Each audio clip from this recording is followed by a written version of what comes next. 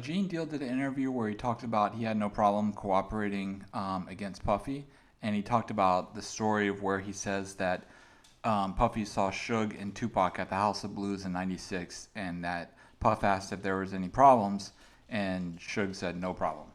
Yeah, John, actually for once, not for once, but man, again, shout out to Gene and Art. Y'all over there doing a great job. Y'all like the new Kobe and Shaq. Y'all killing it with the YouTube right now. But anyway, one thing I got to correct him on, and y'all know I got to either compliment you or shit on you first. So I'm going to shit on him first. And I think he's lying about the House of Blues situation because after Big Jake got shot and killed, for Suge to say he ain't got no problem with Puffy, y'all don't know because they didn't get those Rolls Royces for until about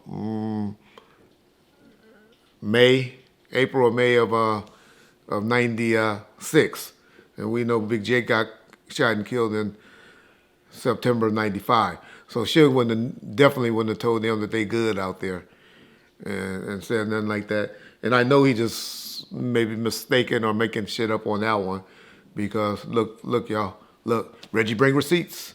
This is where y'all come from bound first with receipts. Look at this. Pac ain't had no white Rolls Royce. This is what Rolls Royce Pac had. So I wish he stopped saying a white Rolls Royce. He wasn't driving Snoop. One thing he ain't gonna do is drive Snoop's car. He ain't gonna drive nobody else's car but his. He ain't gonna drive Suge's car. It's one thing rich people and niggas don't do is drive another man's expensive car. Snoop had the white Rolls Royce, Gene, and Snoop didn't roll with us like that in the streets. But that's all I'm gonna say on correcting you, bro. Cause just like I made a mistake on the sea gutter thing with the gun, you making one about that. I think you're making this one up, but I can definitely say you're making a mistake about the car that Pac would have been in if that's true. But Suge wouldn't have said no shit like that. Guarantee y'all that. Okay, but let's get into what he's talking about. Y'all know I believe in cooperating with law enforcement as security and head of security and like that for companies, and especially when you happening to females and stuff like that. All I've been saying about Gene on that situation is you're supposed to deal with it then. He's making it like the young lady was the suspect so much and Puffy was the victim, which, like I told y'all, Misa told us about that splitting of the wrist. Hopefully she'll go talk about that because obviously he's listening to Reg because he's talking about subject, i.e. the one he talked about with the Jermaine Dupri, the hammer, and all of that. He's clear enough shit, right? When you, security and all of that stuff, you can't make yourself complicit by saying that you saw the drinks being made where they spiking females and stuff like that. You can't be describing how those drinks are made as him and Mark Curry has done on previous interviews.